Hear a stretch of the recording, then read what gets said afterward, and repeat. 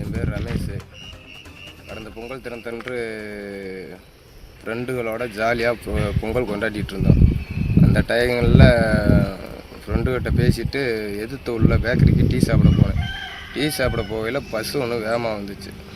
ஏற்றுற மாதிரி வரவும் டிரைவர் கூட கொஞ்சம் வாக்குவாதம் ஆகிப்போச்சு. வேகத்தில் இருக்கே மெதுவாக வாங்க அப்படின்னு சொல்லி டிரைவருக்கு எனக்கும் வாக்குவாதம் ஆகிடுச்சு. அந்த டயத்தில் பஸ்ஸு வண்டிக்கு பின்னாடி நிறையா நின்றுச்சு. அப்போ 2 பிசிவங்க வந்தாங்க. வந்தோடனே நீ என்ன எதுன்ட்டு கேட்காம சட்டையை பிடிச்சி இழுத்துட்டு போனாங்க. போகிற வழியிலே சட்டையை கழட்டி வந்தாங்க.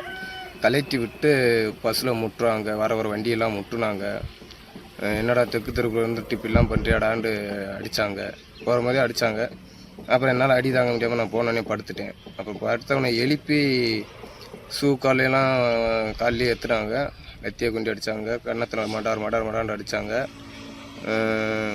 கால் அதுலேருந்து ஒரு மாதிரியாகவே இருக்குது. அதை நடக்க முடியல. அந்த கால்லையும் உடம்பு அதுலேருந்து வேலைக்கும் போகிறதில்ல, ஒரு மாதிரியாகவே இருக்குது. அவர் செஞ்சதுலேருந்து எனக்கு அப்போ இருந்தே உடம்பு பயங்கரமான வலி, வேதனை. வேலைக்கு எங்கேயும் போகிறதில்ல.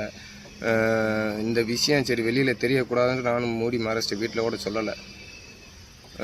என்ன போலீஸ் கேஸ் எதுவும் பிரச்சனை ஆகிரும், நம்ம மறுபடியும் கூப்பிட்டு வந்து அடிப்பாங்க அப்படின்றக்கோசரம் நான் இதை அப்படியே மூடி மறைச்சிட்டேன். இப்போ இது வெளியில் வந்துருச்சு. வெளியில் வரவும் எனக்கு ரொம்ப ஒரு மன உளைச்சல் ஆயிடுச்சு.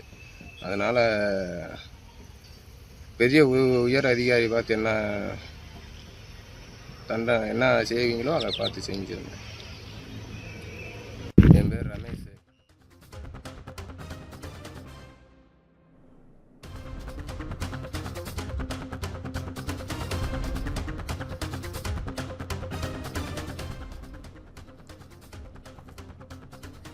தேனி மாவட்டம் தேவதானப்பட்டி காவல் நிலையத்தில் ஒருவர் தாக்கப்படும் சிசிடிவி காட்சி வெளியான நிலையில் காவலர்களின் கொடூர தாக்குதலுக்கு ஆளான ரமேஷ் தாக்கப்பட்டதற்கான காரணம் குறித்து வீடியோ ஒன்றை வெளியிட்டிருக்கிறார். ஜனவரி மாதம் போலீசாருக்கும் தனக்கும் வாக்குவாதம் ஏற்பட்டதால் விசாரணைக்கு அழைத்து சென்று தாக்கினார்கள் என ரமேஷ் பரபரப்பு குற்றச்சாட்டை முன்வைத்திருக்கிறார்.